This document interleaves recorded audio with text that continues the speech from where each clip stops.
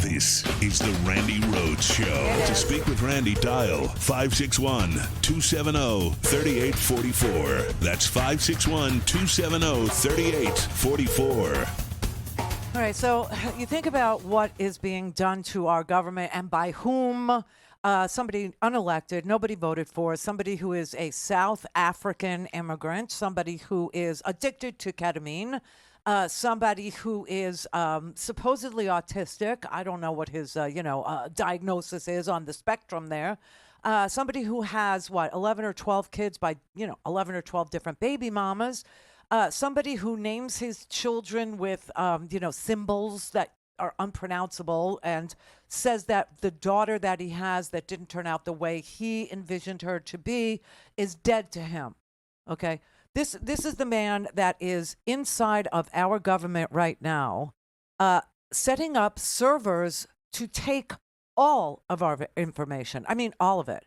Our information about, let's say you get a Social Security. They're in Medicare and Medicaid today. They're in Medicare and Social Security today. They have set up fake servers inside the government, and they are siphoning off all kinds of data on every single American that you could possibly imagine, unless you really live off the grid on some mountain in Idaho.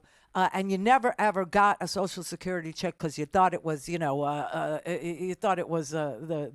evil empire or the Illuminati, and you wouldn't take their money. Okay. Other than that, Elon Musk has all your info. He's got your banking info if you direct deposit. He's got your banking info if you, get paid by electronic transfer for your refund from the IRS, right? He has your address. He has your phone number. He has where you work. He's got, the information that hackers want from you the most. It's not just your Social Security number, which is really the king of all numbers, but it's your password, your bank account, your how much you make. It's all on your W-2. Okay, and if you are, somebody that is an independent contractor, it's on your W-9. Okay, and so those are the kinds of pieces of information that hackers want, need, and have to have. And Elon has it all and has sent in a separate server as of today. That was breaking news this morning to capture all that, information. Now, why do they need to know everything about you? What is the point of having all that information on every single American? Well, let's just think about how there's always been a question about how did Hitler, I hate to say it, but how did Hitler know where all the Jews were? How did he know? And the answer was data. He had data cards, IBM punch cards with all the data that actually listed people's religion on that piece of data on that card. And so he knew exactly where everybody lived. Well, Elon knows exactly where everyone lives now. He knows exactly everything he needs to know about every single body in this country. Now, the way stuff like that was used in his land of origin, the way that stuff like that was used in South Africa, it wasn't just for corruption. It wasn't just to make sure that all the money ended up in the hands of just very, very few elite in apartheid South Africa. But that, and that actually did happen. And he was able to disable the checks on power by disabling the branches that do the checks on power, okay, by getting in there. But some of these strategies come from the Project 2025 playbook, right? And the reason for it is so that they know where you are, and they know who you are, and they know where you shop, and they know what your internet provider is. And it's not martial law that allows for this to happen, okay? It's emergency powers. It's war powers that allows for what I'm about to tell you to happen. So when you have a president who wants to take on all the war powers that are, there's 123 of them, and you have a president that really wants to do all of it, he needs to know where everybody is. He needs to know exactly where everybody is. This is what allows people who he feels are enemies of the state to be rounded up and without due process interned or put someplace. And this is the way to do it. This is what happened in Elon's South Africa. It is called state capture. I can just show you the definition of it. It's in the New York Times today. So this isn't like some weird, opinion, sort of a left wing, right wing. It's not the Heritage Foundation. It's not Common Cause. Okay, it's the New York Times. And it's called "What is State Capture? A Warning for Americans." And it talks about how our newly installed Treasury Secretary gave Elon Musk access to the department's payment system that handles $5 trillion worth of sensitive data. And this is how I found out that they were in Social Security today, was from the New York Times. $5 trillion and sensitive data on Social Security and Medicare benefits and grants. And it also contains the data on government contractors who represent a competitor for Elon Musk. Because remember, Elon's entire MO for running his businesses is all the really big money is government money. It's contractor money. It's grants from our government, okay? And there are other people that get grants from our government to do research, to do development of various sectors. And they compete with Elon Musk. Like, I don't know, Blue Origin would be, like Bezos's competition for SpaceX. And then, of course, you have other social platforms. You have other social networks, right, that are competing with him. But anyway, they said the full picture of the government overhaul has yet to come into focus, and the contours of Mr. Musk's role and mission in that transformation remain sketchy. On Monday, President Trump tried to offer some clarity, saying Elon can't do and won't do anything without our approval.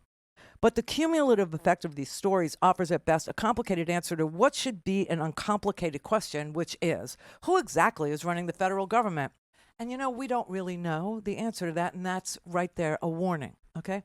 It says, quote, "It's troubling enough not to be able to answer emphatically with democratically elected leaders are, but even more troubling is the possibility that the actual answer is Elon Musk, the world's richest man, and other unaccountable, unelected, unconfirmed allies cozy with the president." Political economists have a name for this. It's called state capture. State capture occurs when wealthy private interests influence a government to such a degree that they can freely direct policy and public funds for their own benefit or for the benefit of their ideological fellow travelers. Revelations of this especially pernicious, widespread form of corruption have occurred in other countries. A striking example occurred in the country of Mr. Musk's birth, South Africa, and they offer cautionary tales for democratic governments everywhere. The details vary by context, but the political scientist Elizabeth David Barrett lays out 3 general mechanisms of state capture. Okay, so get out your little checklist or make one and write these down because they sound really familiar right now. Shaping the rules of the game through law and policy, influencing administrative decisions by capturing the budget of those administrations, the appointments to those agencies, the government contracts issued by those agencies, and the regulatory decisions those agencies make. Now, I don't know if you know, yesterday he said, let's get rid of all regulations. Yeah. Okay, the second thing is disabling the checks on power by dismantling the accountability structures that are built in to our system, like the IGs. 17 of them have been fired. I think there's 3 left. And that's important to know, too, that there's 3 left. But the accountability structures, like the inspector general or the media, kicking the media out of the press room, right? And then the third is to cut off all the money. so that there's no money for USAID, or there's no money for, Health and Human Services, or there's no money for, whatever it is that, depends on government for their jobs and to get paid. This is exactly what has happened in under 3 weeks by an unelected person with lackeys, with unelected accomplices. And they've been given permission, and our government now says, do not mess with Elon Musk. If you do, you're violating the law. You're violating the law. And he's setting up servers and tracking everything, every dime, every nickel, everything.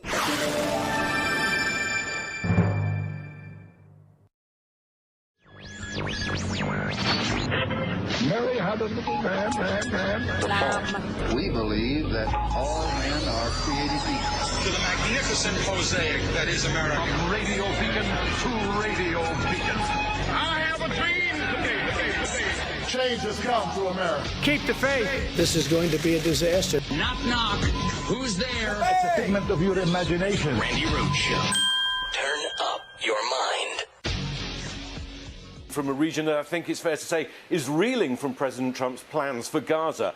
He said in that press conference, everybody I've spoken to loves the idea of the United States owning that piece of land. Well, here are some of the words from the leaders across the region this morning. Unequivocal rejection, illegal, racist, non-negotiable, absurd. Remember, we travelled into Gaza yesterday, and you can see for yourself the level of reconstruction needed there is absolutely enormous. Steve Witkoff, who's President Trump's envoy here in the region, claiming, quotes, a better life is not necessarily tied to the physical space that you're in today. But here's the problem, Robin. The land and who lives on it is at the very heart of a conflict that's been burning for nearly 80 years. Jordan, Egypt, Turkey, some European countries and others against the idea. The strongest comments, though, from Saudi Arabia. Remember the idea floated by President Trump, Prime Minister Netanyahu, for normalization of relations between Israel and Saudi Arabia. The Crown Prince today making it clear this won't happen unless there is an independent Palestinian state, unequivocally rejecting attempts to displace Palestinians. Some Israeli right-wingers calling the idea a miracle, welcoming it, but Gazan speaking to ABC News rejecting it, saying they haven't been through 15 months of hell only to be turfed out of their land, and a warning that some armed groups that have been involved in this conflict could turn on American troops if they go on the ground. In other words, this could prove a very costly and dangerous idea.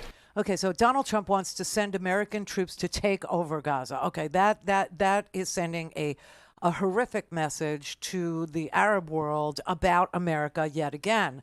It also should be sending a message to Republicans who voted for Donald Trump because you think he's the peacemaker. You think he's the guy that believes in peace and prosperity. This guy does not believe in peace. He threatened war yesterday. He's threatening war today. And he's actually taking steps to declare war against certain Americans.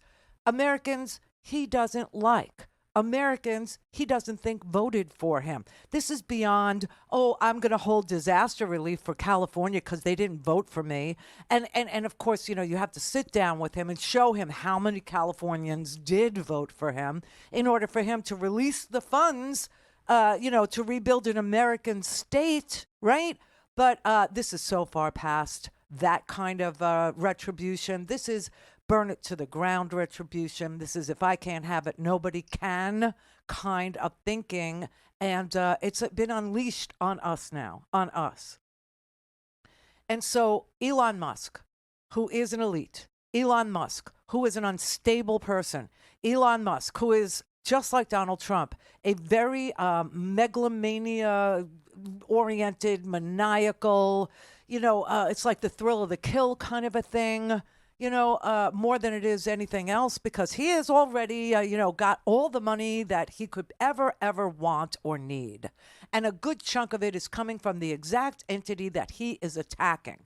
Now, that could tell you that it's never going to be enough for him because he wants to drown out the other grants that might compete with his that are worth billions and billions of dollars. Or it tells you it's about the game. And that's all it's about. Okay? But the state capture idea is a valid one, and it has already occurred. You can see it. The courts need to issue restraining orders. They need to pull out those servers that he brought in to copy our data. We have cybersecurity privacy laws, believe it or not, in this country. We have medical privacy laws in this country. We have personal privacy laws. We're protected by the Fourth Amendment in this country. No one can see your personal information without a warrant. Okay, that's the Fourth Amendment. You have the right to privacy in your papers, in your person, in your things. This is all being violated, and that is the smallest portion of it. It's just a tiny little snippet of the three-pronged plan to capture the government. So the first thing is, obviously, you get in there and you change the rules. This is what Donald Trump was able to do. He changed the rules. He decided that he's got the right to impound money that Congress has already appropriated, meaning he doesn't want to pay California. He's not paying California. If he wants to, take California's money and send it to North Carolina, he thinks he can do that because he changed the rules. He changed the Constitution. He changed everything about the state of play in this country. And then the second thing you have to do is put your loyalist henchmen in charge of all the different agencies. And then the third thing you have to do is remove any accountability, any possibility of accountability. Meaning you get rid of the inspector generals. Done. Check. Okay? You get rid of law enforcement. They're all fielding these, resign or die letters, right? Because the letters to the FBI and the letters to the CIA, oh my God, that went out, say, you have until tomorrow to tell us in one word that you resign, and then we might pay you for not going to work. And they did actually couch it yesterday. They actually decided to narrow the words, narrow the verbiage, narrow the meaning of the offer. They said three things in the narrowing of the offer. They said, we need for you to know that there's been no money appropriated to pay you. Wow. And the only reason why they did this is because there's union lawsuits now. The Federal Workers Union that I sent people to get advice about what you should do if you're a federal worker and you got one of these letters, because I can't do that for you. I cannot make the call for you. You have to get advice from somebody who is either able to represent you and your best interest or not. And those unions, that the service employees and the American Federation of Government Employees, they have brought lawsuits, okay? And so there was a clarification yesterday for the offer. And it said, okay, we really don't have this money. We really don't. Number two, there's no guarantee that anybody will get anything after March 14th. Why March 14th? Because that is the done date for the American, funding for America. That's we have a CR. We have a continuing resolution. We don't have a budget. We don't have appropriations. We never got to that. We never did that because Mike Johnson was told not to. Okay, and so our government ceases to be funded on March 14th. And so this letter actually reminds people, even though it looks like we could pay you till September, we really can't, because A, there's no money to pay you at all. B, there's definitely no money after March 14th. Definitely no money. And also, what we are telling you is that if you accept any money, if we give you anything, then consider that to be a waiver of your rights. Meaning you have no ability to have, a grievance after that. You can't have the decision reviewed. You can't say, oh, I didn't know there was no funding. I didn't understand that there were no appropriations for this. I thought it was coming from the government, blah, blah, blah. So they couched their offer yesterday. However, the offer is to get rid of the possibility of accountability. It's to get rid of any inspector generals, any lawsuits, any law enforcement people, anything at all, any accountability and any possibility of accountability. That's how you capture a state. That's already that's done. That's done. And today we're sitting here waiting for the court to rule on an emergency restraining order to tell Elon to get those freaking servers out of the U.S. government agencies, to get them out of there. And we don't know. We don't have a decision yet. Okay, we don't. So now that that's done, now we're facing a threat of war. Now we're facing Donald Trump standing on a stage yesterday, declaring literally that he's willing to send troops into Gaza to take it. To take it. By any other name, that is a declaration of war, but the president obviously can't do it. Congress needs to. I don't know. I don't think, I think he changed the rules, right? That was number one in the in the menu. I don't think he's going to depend on Congress to give him the authority to go to war. But I guess, and this is so sad and sick, I guess he's really hoping that the threats that he made to take Gaza by force, that the threats that he's making to clean it out, to do ethnic cleansing there, is going to enrage either a lone wolf or an organization to attack us. Don't have time to listen to the live show? Want to hear more on your schedule? Go to RandiRhodes.com and buy a stinking podcast.